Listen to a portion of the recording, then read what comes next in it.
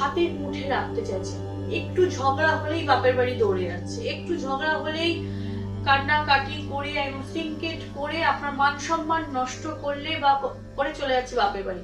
সেখান থেকে প্রতিনিয়ত আপনি খারাপ খারাপ রেসপন্স পাচ্ছেন তাদের থেকে, খারাপ ব্যবহার পাচ্ছেন।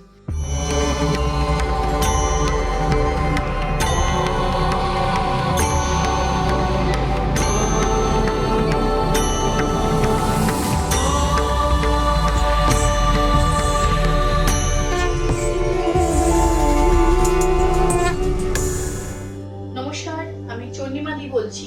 আশা করি আপনারা ভালো আছেন, সুস্থ আছেন, সচ্ছলভাবে জীবনযাপন করছেন। আজকে আমি এমন একটি টোটকা বলবো যারা ঘরের স্ত্রীকে হাতের মুঠে রাখতে চাইছেন। একটু ঝগড়া হলেই বাপের বাড়ি দৌড়ে যাচ্ছে, একটু ঝগড়া হলেই কান্নাকাটি করে সিনকেট করে আপনার মান সম্মান নষ্ট করলে বা করে চলে যাচ্ছে বাপের বাড়ি। সেখান থেকে প্রতিনিয়ত আপনি খারাপ খারাপ রেসপন্স পাচ্ছেন তাদের থেকে, খারাপ ব্যবহার পাচ্ছেন। তারা এইসব ডিপ্রেশনে আজকাল আপনারা খুব ভুগছেন। তাই এই ধরনের বউদের কি করে নিজের আয়ত্তে রাখবেন? দশকর্মার দোকানে দেখতে এরকম টাইপের ঘর দেখতে পাবেন, এরকম ঠিক আলপনা জাতীয় এরকম ঘর দেখা যাবে। সেই ঘটে এরকম 3খানা ঘট কিনবেন। দেখুন আমার টেবিলে 3টে ঘটই আছে। 3টে ঘটে একটি সিঁদুরে, যেটা নর্মাল আমরা বিয়ের পর যে গুঁড়ো সিঁদুরটা পরি, লাল সিঁদুর, সেই সিঁদুর রাখবেন। একটাতে কাম সিঁদুর রাখবেন, একটাতে মেটে সিঁদুর রাখবেন।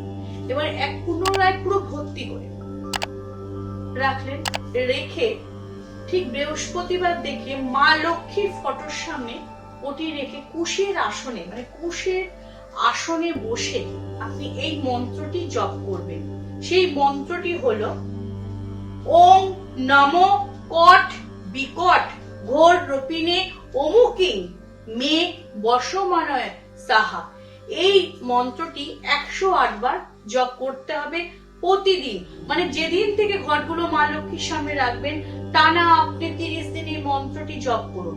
দেখবেন আপনার ওয়াইফ আপনার কাছে সরাসরি সে নিজের ইচ্ছায় চলে আসছে, কিন্তু আপনার প্রতি তার কোনো রাগ নেই, অভিমান নেই, কোনো ডিভোর্সের আলোচনা করবে না, কোনো সিনকেট করবেন না।